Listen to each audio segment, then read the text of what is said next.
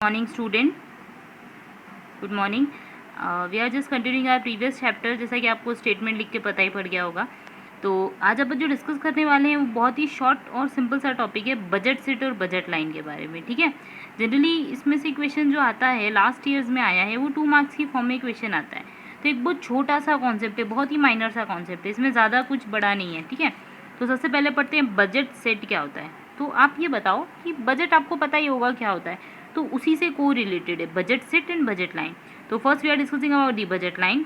तो it is a graphical presentation of all possible combinations of two goods which can be purchase with a given income. मतलब just assume, आपको इतना रटने की जरूरत नहीं, सिर्फ एक एग्जाम्पल लेके चलो। जस्ट अज्यूम, मैंने यहाँ पे लिख दिया है, just assume your income is 500 rupees, या फिर आपके पास 500 रुपीज़ है। ठीक है, अब आपको एप्पल भी खरीदना है, बनाना भी खरीदना है। बेटा पूरा इकोनॉमिक्स अपन एप्पल, बनाना, एप्पल, ऑरेंजेस, मैंगोज, इन्हीं के ऊपर पूरा इकोनॉमिक्स पढ़ लेंगे अपन। ठीक है, तो आपको एप्पल भी परचेस करना है, आपको बनाना भी परचेस करना है। ठीक है, अब आपके पास एप्पल जो है वो 100 रुपीज़ पर केजी के मिल रहे हैं मार्केट में, और बनाना जो है 300 पर केजी के मिल रहे हैं। अब आप ये सोच लो कि मैंने प्राइजेस थोड़ा सा अपने मन से लिए हैं। बनाना इतना महंगा वैसे मिलता नहीं होगा, इसमें से एक ज़ीरो हटा दोगे इतने में ही आ जाएगा। तो एप्पल 100 रुपीज़ पर केजी है, पर हाँ एप्पल ठंड में हो जाता है महंगा। बनाना 300 रुपीज़ पर केजी। तो अब आपको 500 रुपीज़ का डिस्ट्रीब्यूशन ऐसे करना है कि आप क्या कर लो, जस्ट अज्यूम आप एप्पल 2 केजीज़ परचेज कर लो। कितने कर लो? 2 केजीज़। मतलब आप 200 रुपये दो, सामने वाले को 2 केजीज़ एप्पल ले लो।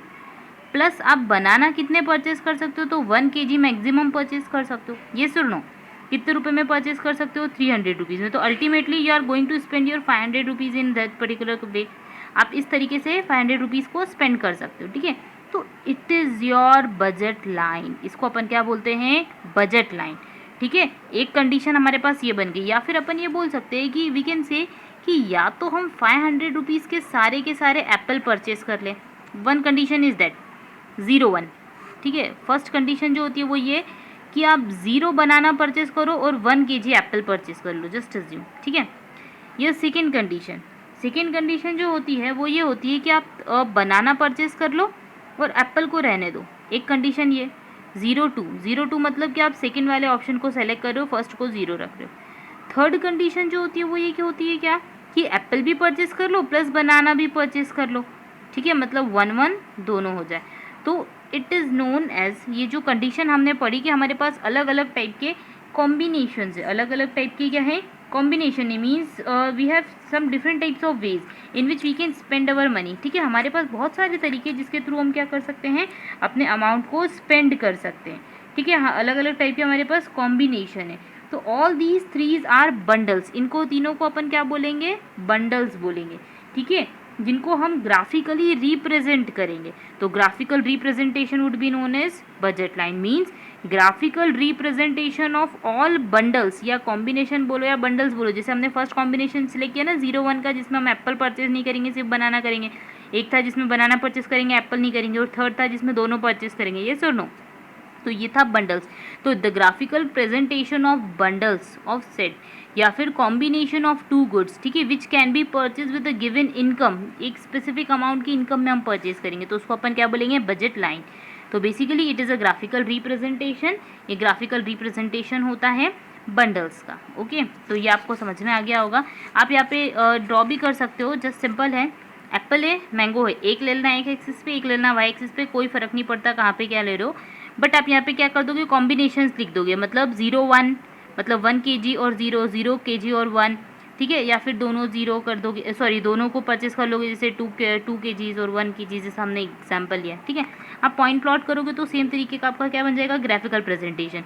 तो it shows you the information, या फिर it provide you the information of budget line. ठीक है, ये बजट लाइन होती है। अब अपन देखते हैं बजट सेट के बारे में। तो बजट सेट क्या होगा? कुछ नहीं है, it is a collection of all combination. मतलब जितने भी हमने कॉम्बिनेशन है ना, उन सबको क्या कर दिया? कलेक्ट कर दिया। तो उसको अपन ने क्या बोल दिया है? बजट सेट बोल दिया। सेट बोल दिया ना, set means bunch, we can say set means bunch. तो ये बंच हो जाएगा। एक और चीज़ मैं बोलना भूल गई कि बजट लाइन जो होती है इसको अपन प्राइस लाइन भी बोलते हैं। ठीक है, जो बजट की लाइन होती है या फिर बजट लाइन होती है उसको अपन क्या बोलते हैं? प्राइस लाइन भी बोलते हैं। Just because it's provide you the information about the price, इसलिए बजट प्राइस को, सॉरी बजट लाइन को अपन प्राइस लाइन भी बोलते हैं। ये ध्यान रखना, ये वन लाइनर्स की फॉर्म में कभी पूछ सकते हैं एग्जामिनर्स। अब बजट सेट की बात कर रहे हैं तो बजट सेट तो हमने पढ़ लिया कि it is a collection of all combinations, ठीक है। जितना भी कॉम्बिनेशन है उन सबके कलेक्शन को हम क्या बोल देते हैं, बजट सेट बोल सकते हैं, ठीक है। अब ये होता है कि भैया हमारे पास 500 रुपीज़ है, हमारा कॉम्बिनेशन ऐसा होगा कि या तो सारे के सारे 500 रुपीज़ स्पेंड हो जाएंगे, means our whole income would be spended, या फिर ये हो सकता है कि लेस देन अवर इनकम, हमारी इनकम से थोड़ा सा कम हम स्पेंड कर सकते हैं। आप सोचो आपकी पॉकेट में 500 रुपीज़ है, तो क्या आप 550 रुपये का कुछ खरीद सकते हो क्या? No, you can not exceeds your income. आप इनकम से एक्सीड में कुछ भी एक्सपेंड नहीं कर सकते, स्पेंड नहीं कर सकते, है ना। तो यही है कि बजट सेट जो होता है वो यही बताता है that what commodity can be by a person, ठीक है, what commodity can be purchased by a person, या फिर ये भी बोल सकता है कि द अमाउंट या फिर इनकम वुड बी लेस और equal, it should not be more या फिर it could not be more, वो ज़्यादा हो नहीं सकती इनकम जो है वो, या तो लेस इनकम होगी, इनकम के अंदर अंदर आप परचेस करोगे, या फिर इनकम की इक्वल। अब क्या होता है कि बजट लाइन में भी शिफ्टिंग होती है, मतलब कभी प्राइस चेंज हो गया तो हमारा डिसीजन चेंज हो जाएगा, हमारी कमोडिटीज चेंज हो जाएगी, ठीक है। तो there are two condition of shifting of budget line.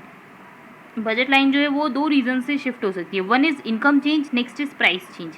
If you are talking about the income change, अगर इनकम चेंज हो रही तो आप सोचो क्या होगा, इनकम आपकी 500 से 600 हो गई, अब आप पहले से ज़्यादा क्वांटिटी परचेस करोगे कि नहीं?